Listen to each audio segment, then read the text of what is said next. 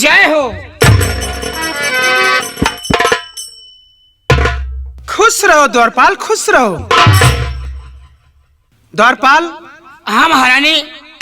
ये हमारी रैयत, ये हमारे जितने चाहने वाले हैं सब ये सोच रहे होंगे कि महाराज इतने बूढ़े हो चुके हैं और महारानी इतनी जवान कैसे है।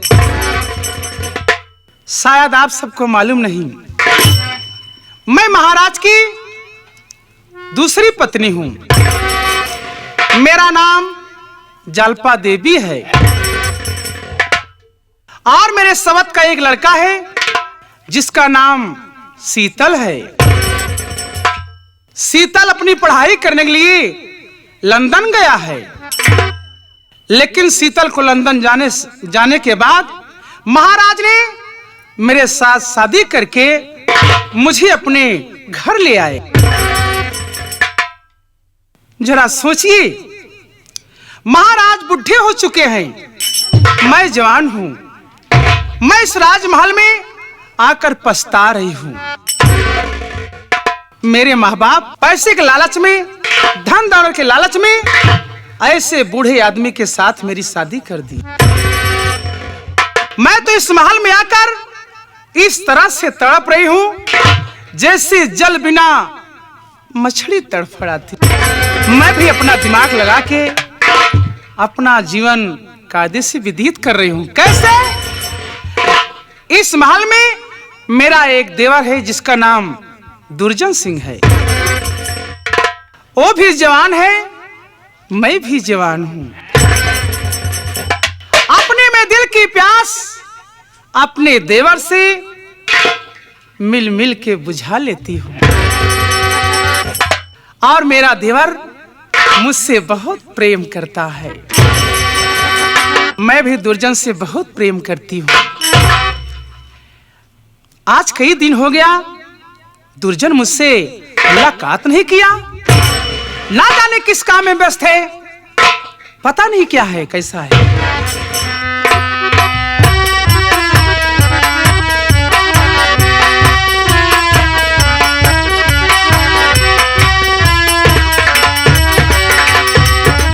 भाभी जी नमस्ते। नमस्ते देवा जी, नमस्ते। आप आए, बहार आई। आप आए, इस दरबार में खुशियां ही खुशियां आई। लेकिन देवर जी, क्या बात है भाभी जी? मैं तुमसे कुछ पूछना चाहती हूँ। कौन सी बात है भाभी जी? दिल खोल के पूछिए, क्या बात है?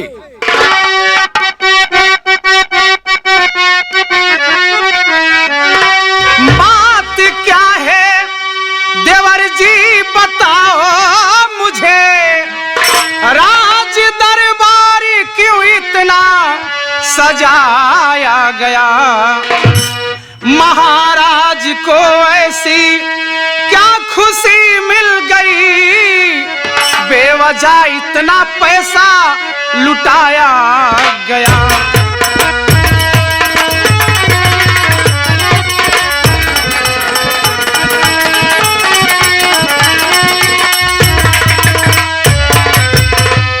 देवर जी, मेरा समझ में ये नहीं आ रहा है कि राजमहल क्यों इतना सजा गया है और राजा साहब को ऐसी क्या खुशी मिल गई है। सुनिए भाभी जी, मैं बतला रहा हूँ कौन सी खुशी है। सुनिए मेरी बात को।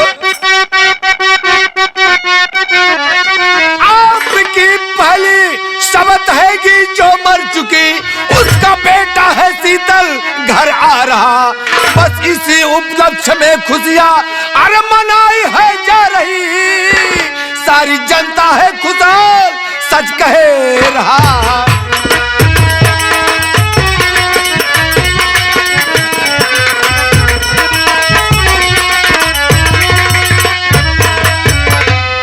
भाभी जी, जो आपकी पहली सौत थी जो मर चुकी है, उसका बेटा शीतल लंदन से घर आ रहा है। इसी उपलक्ष्य में महाराज खुशियां मना रहे हैं।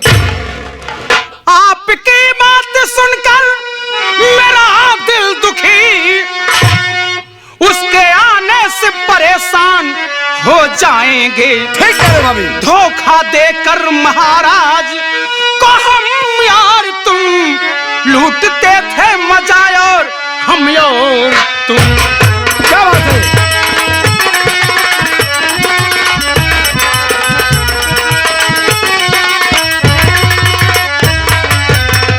दुर्जा सिंह, आज तुम्हारी बात सुन के मेरा दिल दुखी हो गया।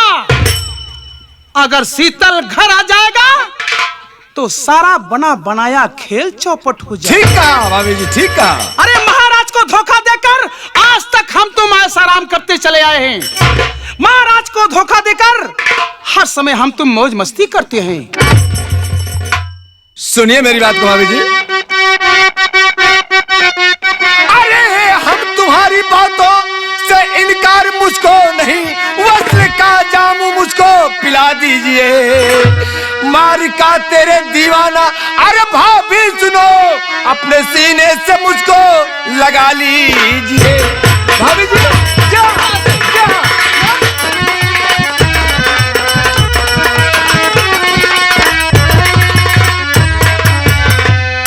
भाभी जी अगर बस का जाम पिलाती रहोगी छिप छिप करके, हम तुम दोनों मौज करते रहेंगे। और एक दिन ऐसा आ जाएगा कि हम तुम दोनों इस हवेली में मौज करेंगे। तुम रानी बन के रहोगी, मैं तुम्हारा राजा बन के रहूंगा। भाभी जी। देवर जी क्या बात है? नाम के सिर्फ मैं हूँ महाराज की, काम की मैं हूँ तुम्हारी सदा। आओ हंस कर गले से लगा लो मुझे, आओ हंस कर गले से लगा लो मुझे। उठते हैं मजा आज हम और तुम, आओ हंस कर गले से।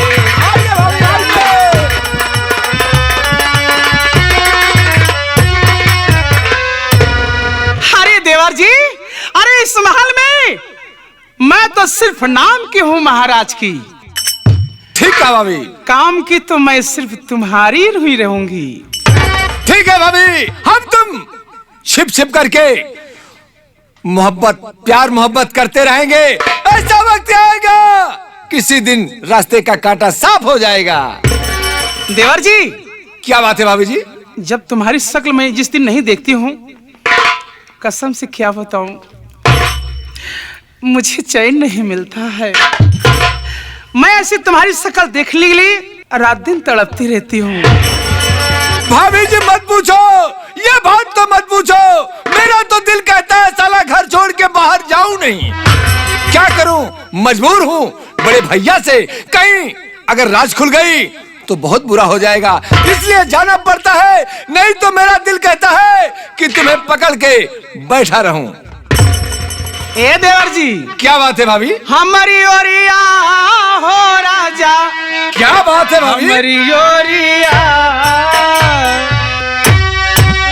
हमारी ओरिया हो सैया, हमारी ओरिया करवट फेरा ना बलमुआ तू हमारी ओरिया।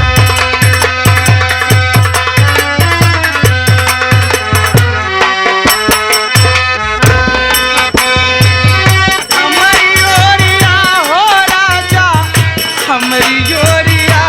क्या बात है भाभी? क्या बात है? हमारी ओरिया हो सैया, हमारी ओरिया करवट तेरा हो बलमुआ तू हमारी ओरिया।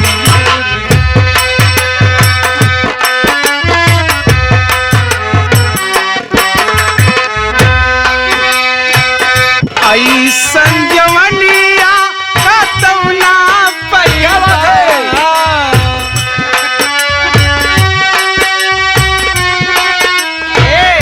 क्या बात है?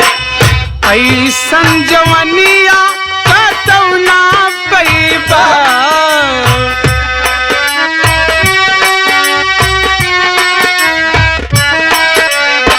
सारी उमरिया कुंवारे रही जइबा।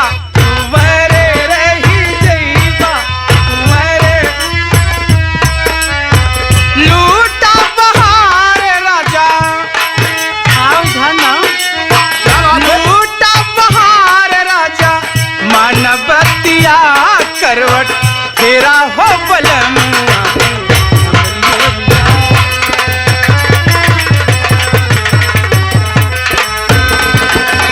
हमारी ओरिया हो सैया हमारी जोरिया हमारी ओरिया हो सैया हमारी जोरिया करवट फेरा हो बलमुआ तू हमारी जोरिया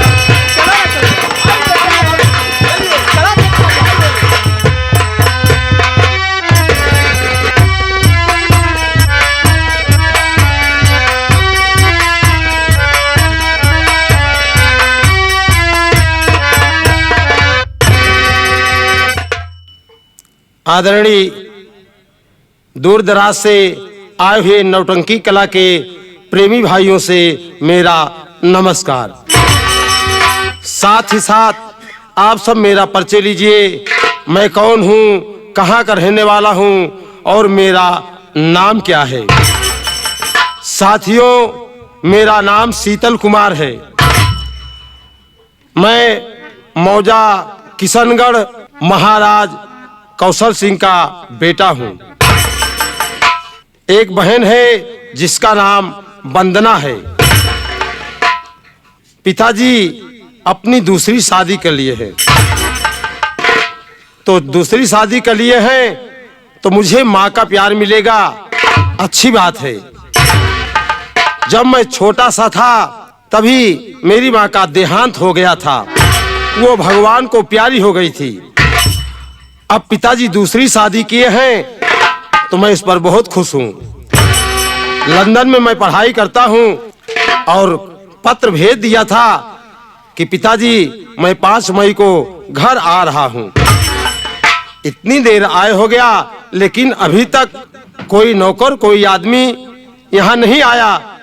मैं कब से इंतजार कर रहा हूँ, परेशान हूँ।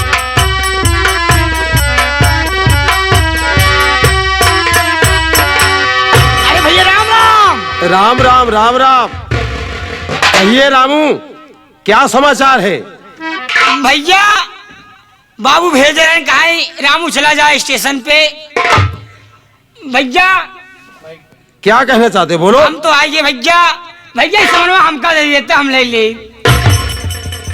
अरे कब से इंतजार कर रहा था, लेट हो के आ गया तो ठीक है, कोई बात नहीं है। और घर का समाचार सब ठीक है ना। सब भैया सब एकदम कुशल मंगल है। पिताजी माताजी सब ठीक ठाक है ना। सब भैया सब एकदम कुशल मंगल है। तो ठीक है भैया। कहना क्या चाहते हो। भैया जो हम तू छोट रहे ना भैया, जोन वही गीतिया गावत रहे। समझ गया भैया, वही गाय देता हमारा टाइम पास हो जाता है और रस्तों कड़िया भाई। मैं समझ गया, तू मनोरंजन का आदादी है।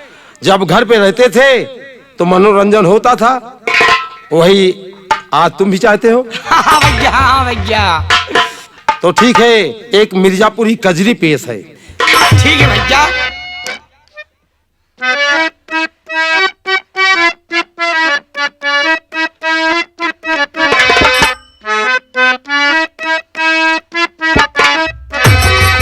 भोले बाबा, भोले बाबा की महिमा अपार बा, जानत संसार बाना। भोले बाबा,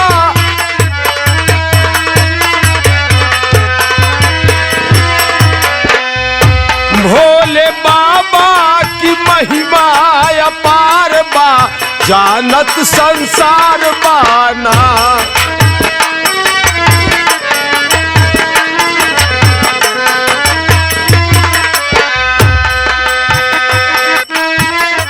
है दयालु भोले दानी, लीला जाए ना बखानी। है दयालु, है दयालु भोले दानी, लीला जाए ना बखानी। क्या बात है भैया।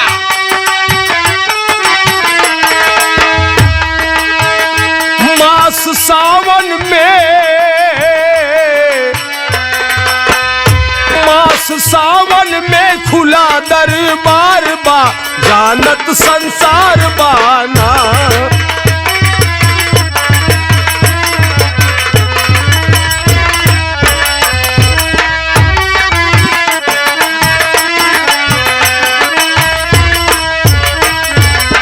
हाँ देखें, उनसे करता जो अरदास पूरी होती सबकी आस, उनसे करता जो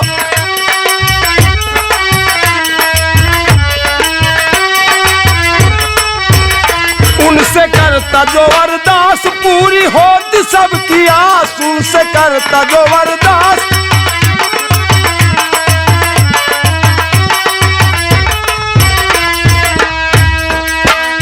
शिव के चरणों में, शिव के चरणों में सबका उद्धार बा, जानत संसार बाना।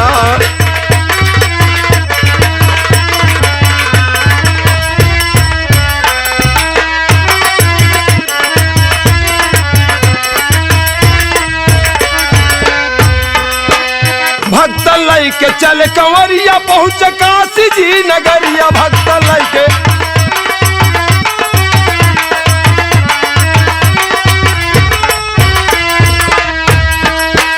भक्त लई के चल कंवरिया पहुँच काशी जी नगरिया, भक्त लई के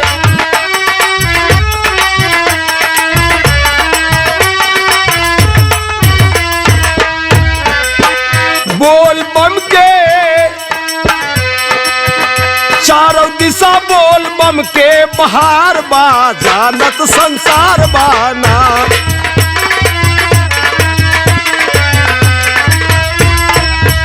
चारों दिशा बोल बम के बहार बा, जानत संसार बाना।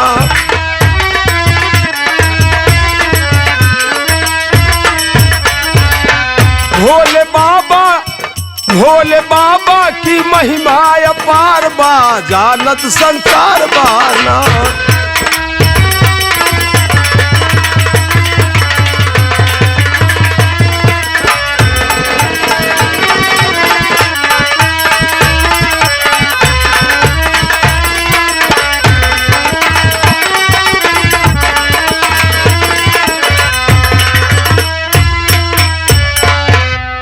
लैला अनवर के खबरिया रसिया जो है ला डगरिया, लैला अनवर के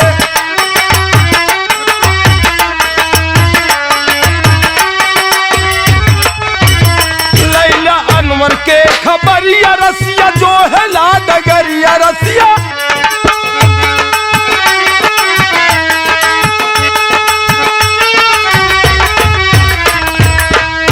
कैद दया दृष्टि, कैद दया दृष्टि बिनती हमार बा, जानत संसार बाना।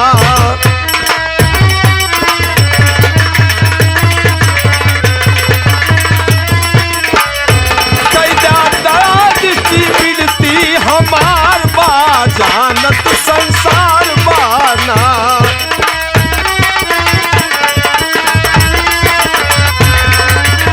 संसार बाना। बहुत अच्छे भैया, भैया हो। क्या बात है? अब आवा चला चली घरे। हाँ, मनोरंजन मिल गया। हाँ भैया, चलो घर चलते हैं। चलो भैया। हाँ।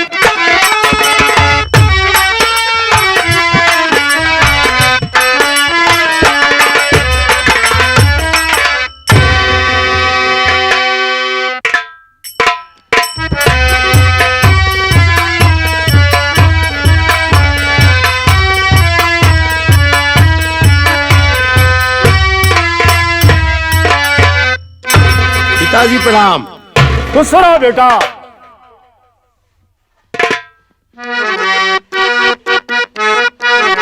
पद पंकज में आपके लाल झुकाए शीश,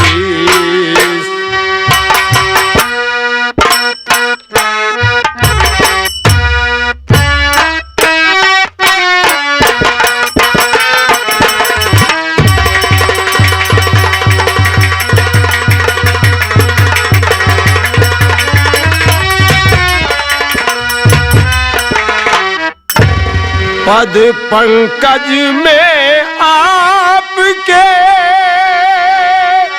लाल झुकाए शीश,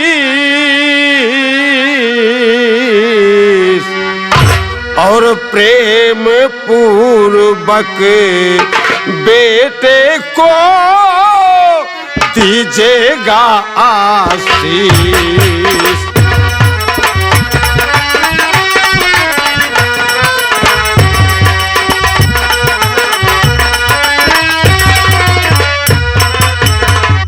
पिताजी, आप मुझे ऐसा आशीर्वाद दे कि मेरी मनोकामना पूरी हो जाए।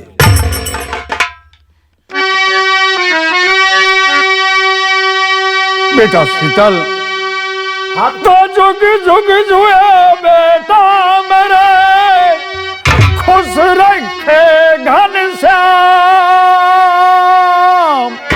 प्यार हमेशा दिल में मेरे, बेटा सुबह हो शाम।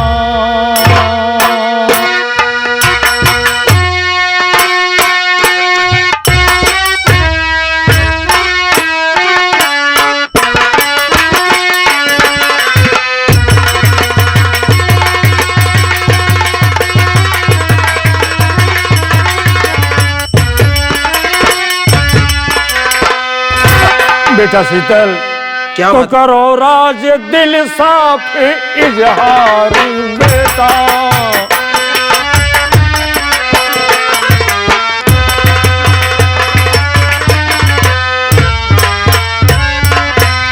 तो करो राज दिल साफ इजहार बेटा, पढ़ाई का अपने समाचार बेटा।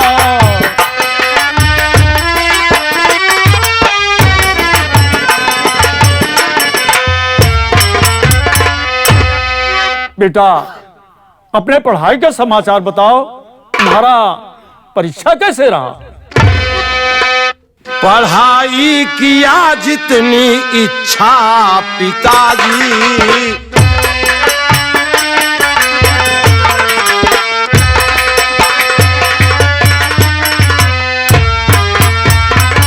पढ़ाई किया जितनी इच्छा पिताजी, और किया पास भी ये परीक्षा पिताजी।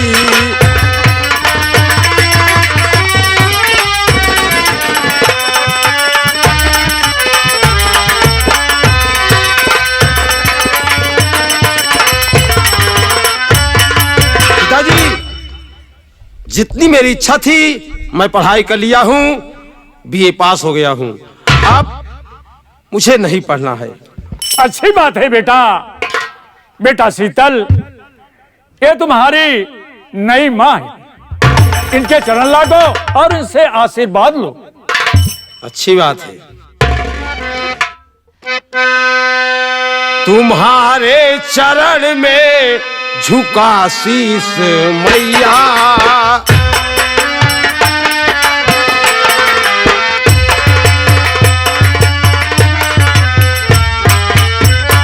तुम्हारे चरण में झुका शीस मैया, मैया फूलूं फलूं दे दो आशीष मैया।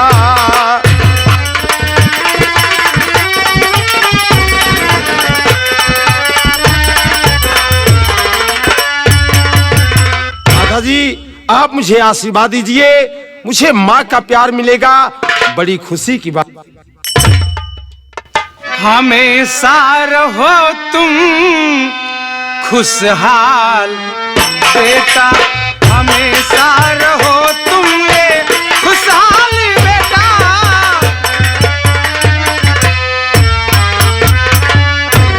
हमेशा रहो तुम खुशहाल बेटा, सदा खुश रखे तुमको महिबाल बेटा, सदा तुमको।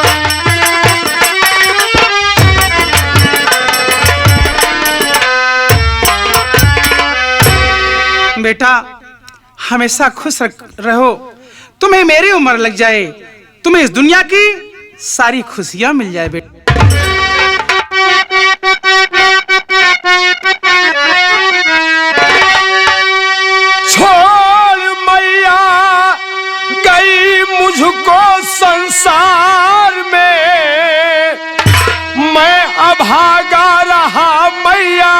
संसार में। प्यार माँ का मिले मुझको भारी खुशी, अब तो मैया मेरी तू है संसार में।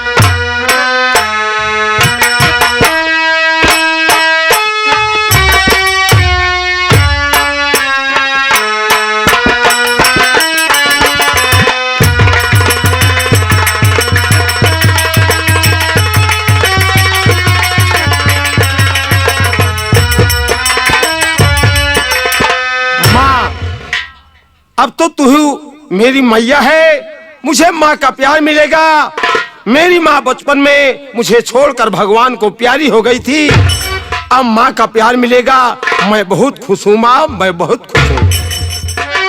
बेटा मेरे छैया तुझे आ लगा लूं गले, मेरे छैया तुम्हें आ लगा लूं गले, मेरे नैया का पतिवार तू मिल गया, मेरे छैया तुझे आ लगा लूं गले।